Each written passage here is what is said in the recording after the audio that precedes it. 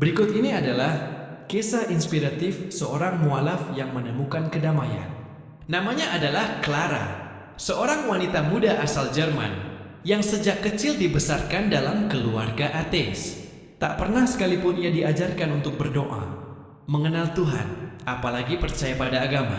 Sejak kecil, Clara hanya mengenal kehidupan yang logis dan serba rasional. Ayahnya adalah seorang dosen filsafat yang sangat menjunjung tinggi kebebasan berpikir. Sementara ibunya seorang penulis yang tak pernah percaya bahwa ada kekuatan ilahi di balik semesta ini.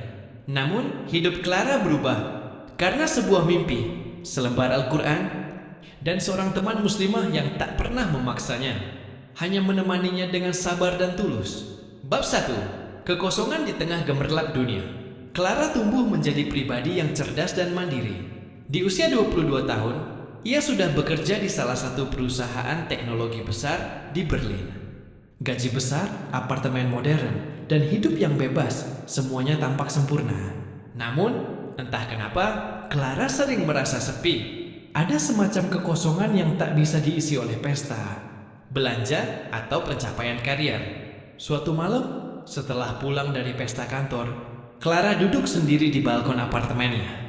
Langit malam itu bertabur bintang, angin berembus pelan, dan udara terasa dingin. Tapi bukan itu yang membuat Clara diam termenung, melainkan suara hati yang entah dari mana datangnya.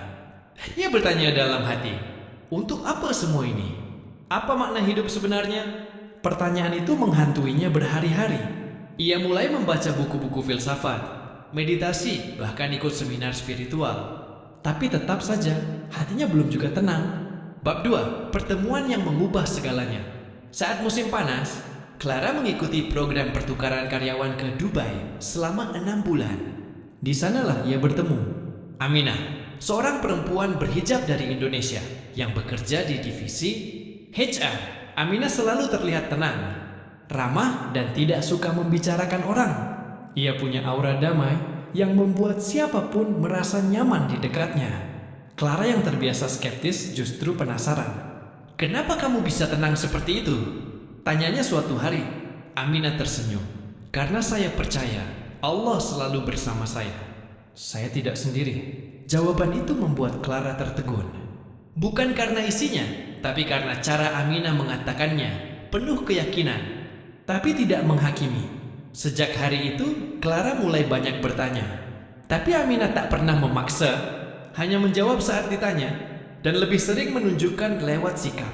Clara memperhatikan bagaimana Aminah tak pernah meninggalkan salat, bahkan di tengah deadline. Ia tetap sopan saat berbeda pendapat, dan selalu meminta maaf saat salah. Agama seperti apa yang bisa membuat seseorang seperti ini? Batin Clara. Bab 3. Mimpi yang menggetarkan. Suatu malam, Clara bermimpi. Ia berjalan di tengah padang pasir yang luas dan gersang. Ia kehausan, tersesat, dan hampir menyerah.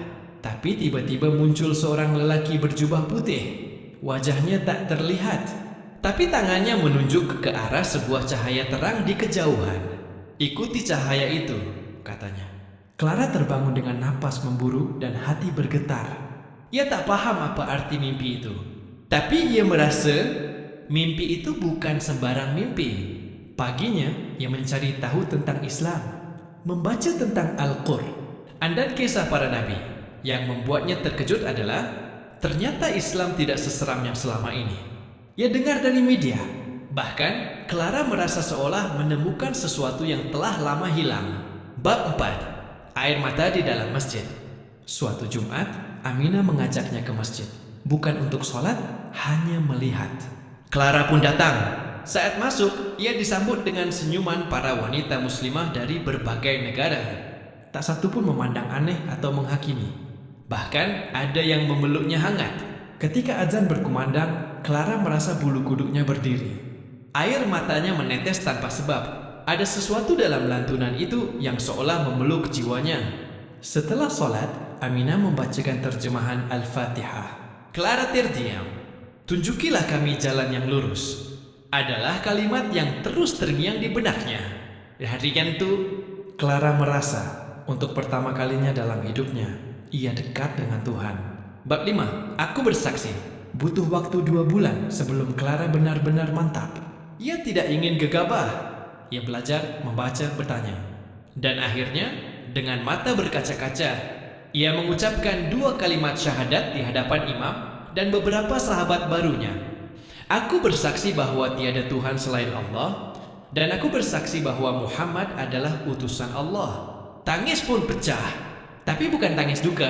Itu adalah tangisan kelegaan, haru, dan rasa syukur yang tak pernah ia rasakan sebelumnya. Namanya pun berubah menjadi Khadijah.